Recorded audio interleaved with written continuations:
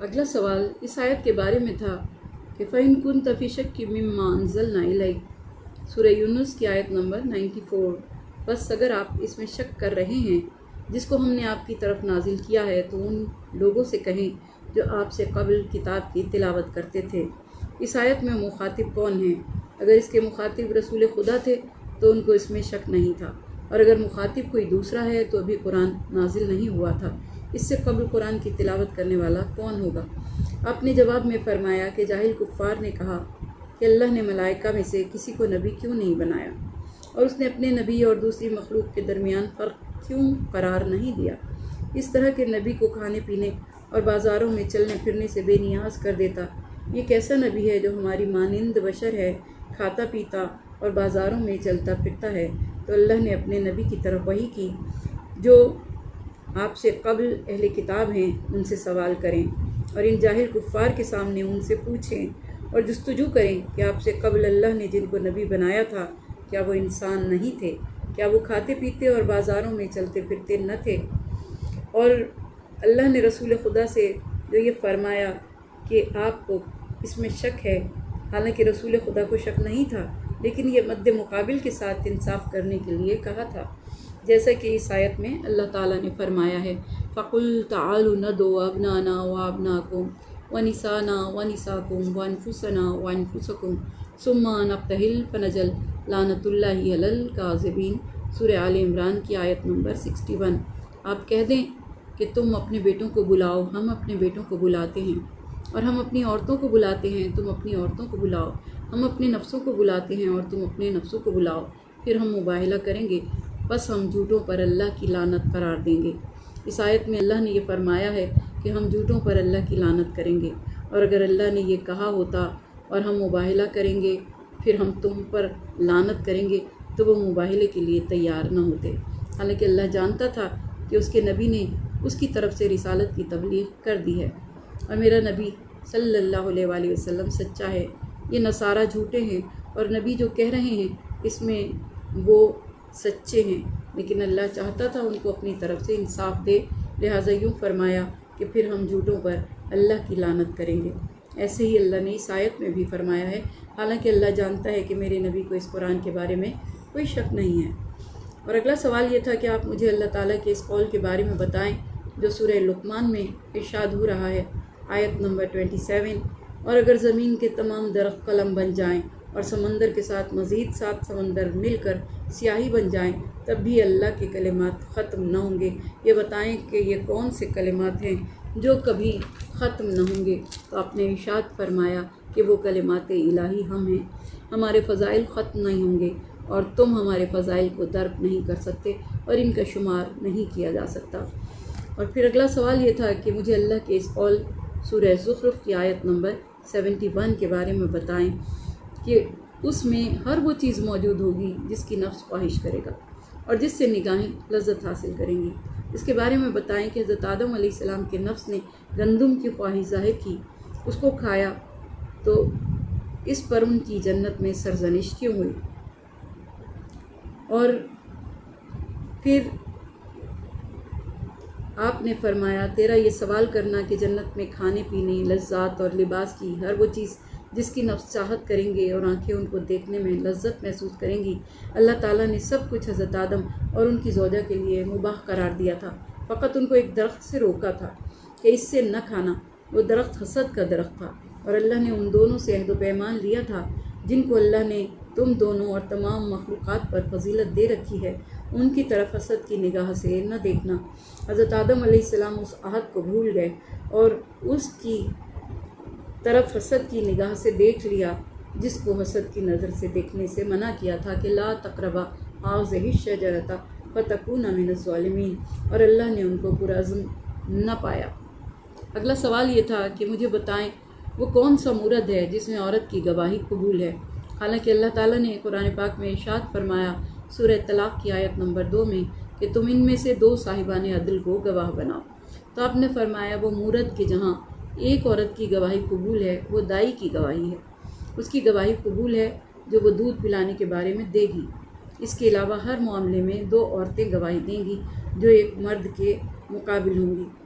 پھر اگلا سوال جو پوچھا گیا وہ یہ تھا کہ آپ مجھے خواجہ سرا کے بارے میں بتائیں کہ حضرت علی علیہ السلام نے اس کے بارے میں فرمایا ہے کہ خواجہ سرا کو اس کے مقام پیشاب کے حساب سے میراث دی جائے گی، تو کون ہے جو اس کو پیشاب کرتے وقت دیکھے گا؟ ہمسائے کی گواہی اس کے حق میں قبول نہیں، باوجود اس کے کہ وہ مرد ہو، اور عورت بھی عورت کی طرف نہیں دیکھ سکتی، تو یہ کیسے جائز ہوگا؟ تو آپ نے جواب میں ارشاد فرمایا کہ خواجہ سرا کے بارے میں حضرت علی علیہ السلام کا فرمان ہے کہ اس کو میراث اس کی مقام پیشاب کے حساب سے دی جائے گی۔ آپ نے فرمایا کہ اس کے بارے میں ایک عادل قوم گواہی دے گی، آئینے کے مقابل میں اس کو ننگا کھڑا کیا جائے گا اور عادل لوگ آئینے میں اس کو دیکھیں گے، وہ آئینے میں اس کے عکس کو دیکھ کر گواہی دیں گے اور اس پر حکم جاری کریں گے کہ میراث عورت کی پائے گا یا مرد کی۔ اور پھر اگلا سوال یہ تھا کہ آپ مجھے بتائیں، ایک بندہ بھیڑوں کے ریوڑ کے پاس آتا ہے تو چرواہا دیکھتا ہے کہ وہ بندہ اس کی ایک بھیڑ کے ساتھ بدفعلی کر رہا ہے۔ جب وہ چرواہے کو دیکھتا ہے تو وہ اس جانور کو چھوڑ دیتا ہے اور وہ بھیڑ اس ریوڑ میں گم ہو جاتی ہے، تو معلوم نہیں ہوتا کہ وہ کون سی بھیڑ ہے، تو وہ کس کو ذبح کر کے ضائع کرے گا؟ تو آپ نے ارشاد فرمایا کہ تیرا بھیڑ کے بارے میں سوال کرنا یوں ہے کہ بھیڑوں کا مالک اس ریوڑ کو 2 حصوں میں تقسیم کرے گا، پھر ان میں قرعہ ڈالے گا، جس جانب کا قرعہ نکلے گا اس کو پھر 2 حصوں میں تقسیم کرے گا اور پھر ان میں قرعہ ڈالے گا، یہاں تک کہ آخر میں 2 بچ جائیں گی، اور پھر ان دونوں میں قرعہ ڈالے گا، جس کا قرعہ آئے گا اس کو ذبح کر کے جلا دے گا اور باقی ساری بھیڑیں مباح ہو جائیں گی۔ اور اگلا سوال یہ تھا کہ آپ مجھے بتائیں کہ امیر المومنین حضرت علی علیہ السلام نے جنگ جمل میں عمر ابن جرموز سے کہا تھا، ابن صفیہ کے قاتل کو جنت کی بشارت دے دو، جب وہ حضرت کے سامنے ایک سر کو لے کر آیا تھا جو زبیر بن العوام کا سر تھا۔ آپ نے اس قاتل کو قتل کیوں نہیں کیا؟ اور آپ امام تھے، جو بندہ آمدن خدا کی معین کردہ حدود میں سے کسی حد کو بغیر کسی علت و سبب کے جاری نہ کرے تو اس نے کفر کیا۔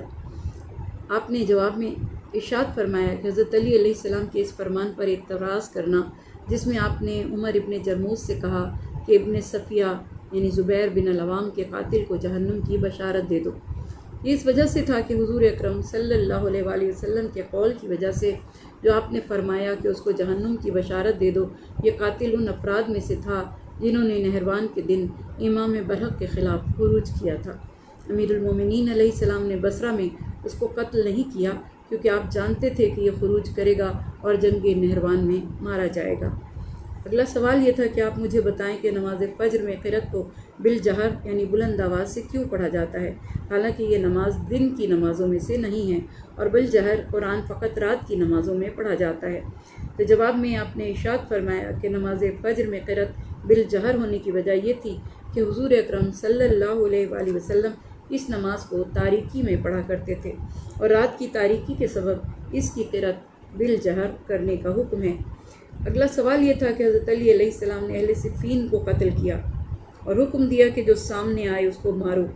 جو منہ موڑ جائے اسے بھی قتل کرو، جو زخمی ہو اسے بھی قتل کرو، جبکہ جنگ جمل میں آپ نے یہ حکم نہیں دیا تھا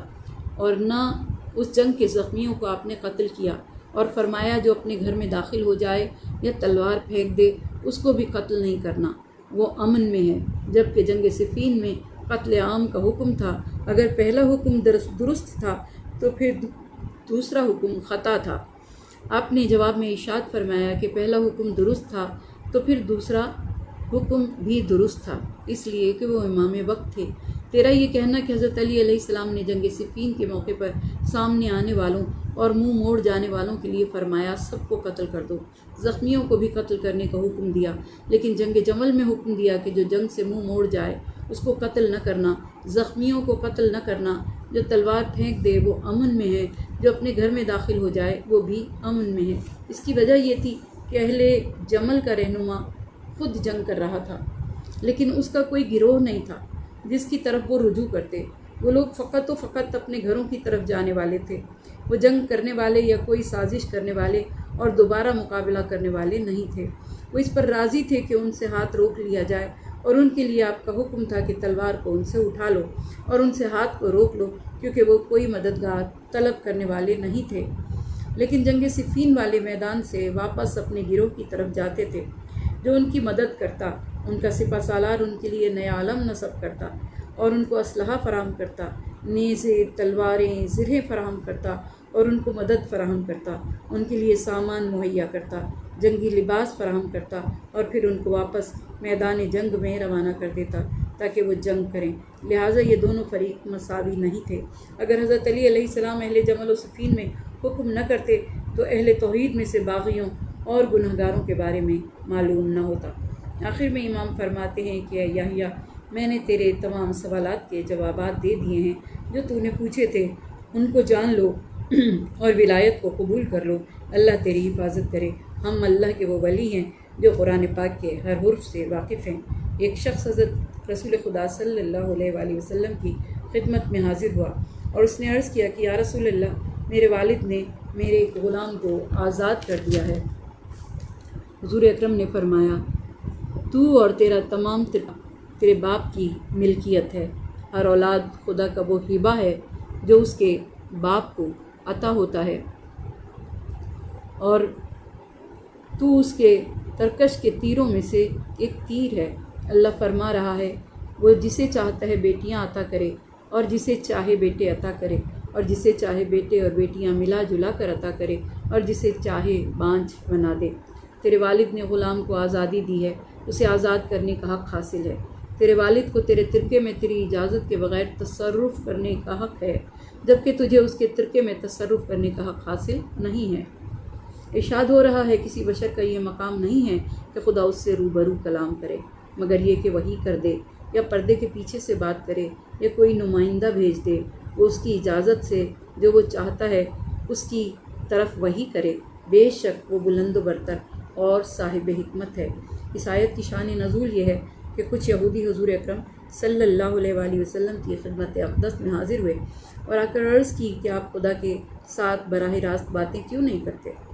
اسے اپنی آنکھوں سے کیوں نہیں دیکھتے؟ اگر آپ نبی ہیں تو جیسے حضرت موسیٰ علیہ السلام نے خدا سے گفتگو کی ہے اور اسے دیکھا ہے تو آپ بھی ایسا ہی کریں۔ ہم اس وقت تک آپ پر ایمان نہیں لائیں گے جب تک آپ یہ کام سر انجام نہیں دیں گے۔ یہ سن کر حضور اکرم صلی اللہ علیہ وآلہ وسلم نے ارشاد فرمایا کہ موسیٰ علیہ السلام نے خدا کو کبھی نہیں دیکھا۔ اس موقع پر یہ آیت نازل ہوئی جس میں یہ بتایا گیا ہے کہ انبیاء کا رابطہ اللہ سے کن ذرائع سے ہوتا ہے۔ اس صورت کا آغاز وحی کے مسئلے کے ساتھ ہوا ہے اور اس کا اختتام بھی اسی مسئلے پر ہو رہا ہے۔ گزشتہ آیات میں خدائی نعمتوں کا تذکرہ تھا، لیکن ان آیات میں عالم انسانیت میں پروردگار کی تمام نعمتوں میں سے اہم ترین نعمت اور تمام مہربانیوں میں سے بالا ترین مہربانی وحی اور انبیاء کے خدا کے ساتھ رابطے کا ذکر کیا جا رہا ہے۔ حضرت موسیٰ بن عمران کوہ طور پر خدا سے باتیں کیا کرتے تھے اور جواب میں سنا بھی کرتے تھے۔ یہ باتیں صوتی لہروں کی صورت میں پیدا ہوتی تھیں جنہیں خدا فضا میں ایجاد کر دیتا تھا۔ اللہ لوگوں سے 3 انداز میں گفتگو کرتا ہے۔ پہلا طریقہ یہ ہے کہ خدا وحی نازل کرے، دوسرا طریقہ یہ ہے کہ پردے کے پیچھے سے باتیں کرے، تیسرا طریقہ یہ ہے کہ وہ کسی فرشتے کو نمائندہ بنا کر اپنی وحی نازل فرمائے۔